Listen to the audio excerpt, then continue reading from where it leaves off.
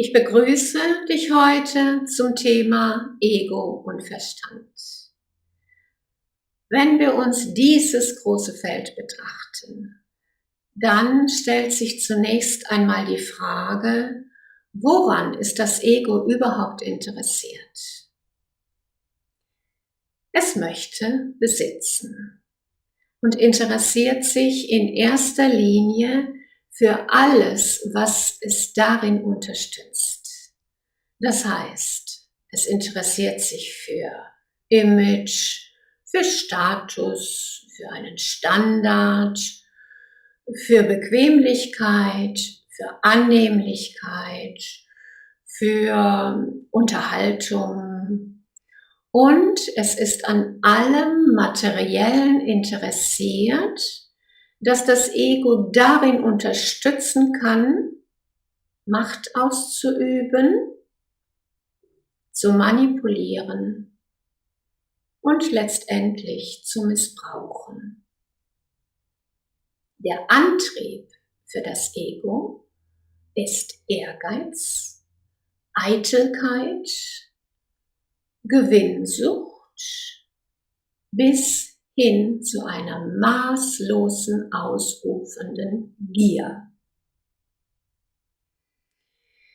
Darüber wiederum entstehen Gefühle, wie zum Beispiel Angst, Unsicherheit, Ohnmacht, Neid, Konkurrenzdenken, Missgunst, Wut bis hin zu Hass. Dieses Gefühl ist dann schon eines der tief zerstörenden Gefühle, die im Außen sehr viel Schaden erschaffen, aber auch dir selbst sehr viel Schaden zufügen. Wie entwickelt sich das Ego? Es dient letztendlich dir, Seele, um dir ein Erfahrungsspektrum zu eröffnen, das du nur in einem Körper, in einem Leben erfahren kannst. Das heißt, das Ego signalisiert dir über den Körper, wie es sich anfühlt, in diesen Gefühlen zu sein, von zum Beispiel Eifersucht, Gier, Hass, Neid, Wut, Angst. Für dich ist nur sehr wichtig zu entscheiden, wie lange du diese Gefühle erfahren möchtest, ob es ausreicht, dass du einmal spürst, wie sich Eifersucht anfühlt, oder ob du in diesem Feld dich so sehr verhaftest, dass du zerstörend auf alles um dich herum und in dir selbst einwirkst.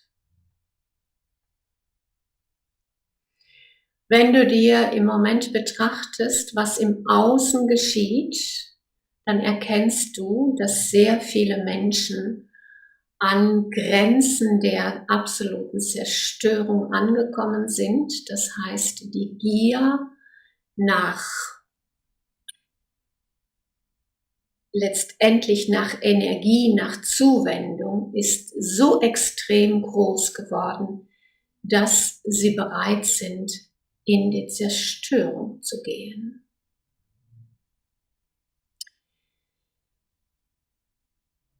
Wichtig ist für dich zu wissen, dass du dem nicht machtlos ausgeliefert bist, sondern du kannst für dich entscheiden, wann du genug Erfahrung auf diesem Spielfeld eingesammelt hast und es für dich beenden. Erinnere dich daran, wir haben bereits erwähnt, dass du die Instanz bist, die entscheidet und du hinter alles oder sogar vor alles einen kraftvollen Punkt, einen Schlusspunkt setzen kannst. Das heißt, du kannst dem Ego entgegentreten und auch sagen, Stopp, Punkt, ich habe dieses Spielfeld ausreichend erfahren, ich bin bereit, den Rückweg anzutreten. Auch du, Ego, kannst bereit sein, den Rückweg anzutreten. Gemeinsam verbinden wir uns wieder mit dem ursprünglichen Sein und führen Heilung in das Leben, in den Körper, in das Umfeld hinein, um diese Felder der Zerstörung zu bereinigen, letztendlich zu heilen und alles, was an dieser Zerstörung beteiligt war, auch zu erlösen. Eine wichtige Essenz ist für dich, dass das menschliche Wesen den Weg der Liebe so lange nicht gehen kann, bis sich das Ego wieder relativiert und die Verbundenheit zum Ursprung und zur Liebe und zum ewigen Sein spürt. Welche Rolle spielt der Verstand? Du kennst vielleicht den Begriff Schubladen- oder Kästchendenken. Und so ungefähr ist der Verstand aufgebaut. Das heißt, er ist eine Art Befehlsempfängerstation für das Ego. Das Ego nenne ich auch sehr häufig das körperbewusste Denken.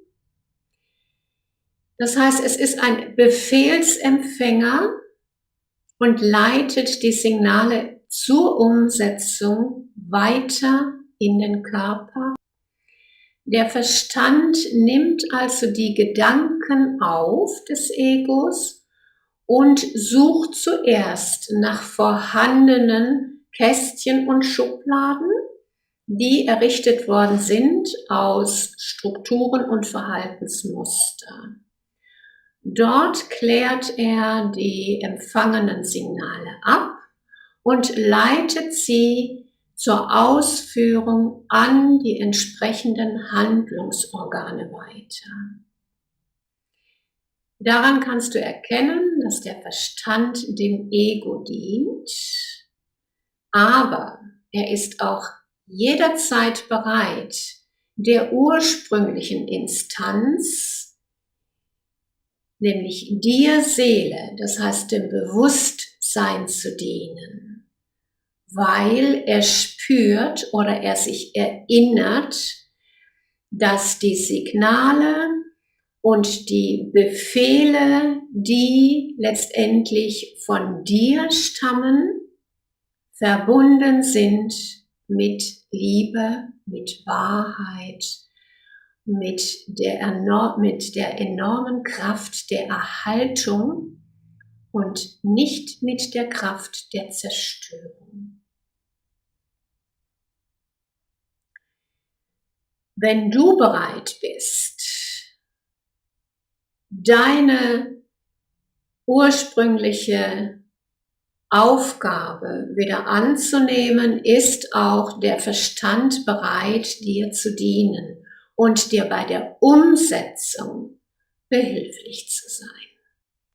Das heißt, der Verstand hat also durch die Strukturen des Egos und durch die Verhaltensmuster des Egos sehr viele Schubladen und Kästchen erschaffen, auf die er zurückgreifen kann. Und darüber hinaus noch unendlich viele Gewohnheiten, die es dem Verstand erleichtert bei der Zuordnung der vielfältigen Informationen. Das heißt, sehr viel läuft auch über Gewohnheit, über manifestierte, festgebackene Gewohnheit, die der Körper entwickelt hat, nach denen er funktioniert. Das heißt, der Körper hat dort eine Stagnation in sich und hält sich an dieser Funktionalität über Gewohnheiten fest.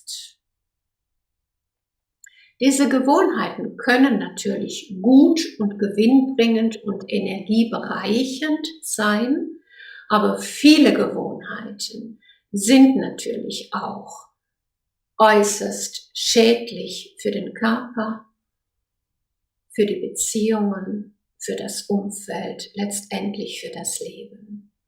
Und es ist deine Aufgabe, liebe Seele, mit der Kraft der Liebe diese Gewohnheiten aufzuspüren,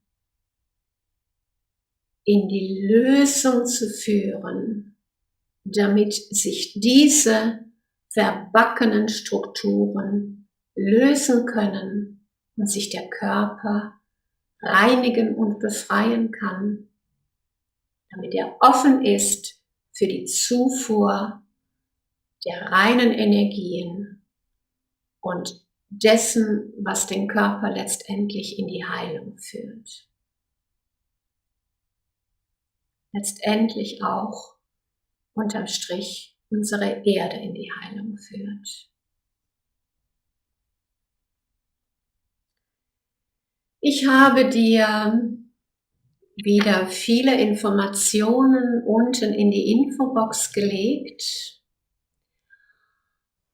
Unter anderem eine wunderschöne Metapher, die ich die heiße Herdplatte genannt habe. Sie wird dich tief mit den Gewohnheiten und den Folgen der Gewohnheiten in Berührung bringen. Wenn du Band 1 nicht vorliegen hast, um darin zu arbeiten, hast du einen Link in der Infobox. Dort kannst du dir auch die PDF-Datei dieser Metapher ausdrucken und einfach damit beginnen, eine Kehrtwende einzuleiten. Nicht länger zu warten, auf nichts und niemanden zu hoffen, sondern beginne damit, deine Kraft und Macht in deinem Leben zurückzuerobern. Ich habe zum Abschluss einen wunderschönen Satz für dich gefunden in dem Kapitel Ego und Verstand. Unzufriedenheit beginnt im Kopf, Frieden im Herzen. Ein erstarrtes Ego erschafft immer weiter Illusion, Täuschung, Begrenzung.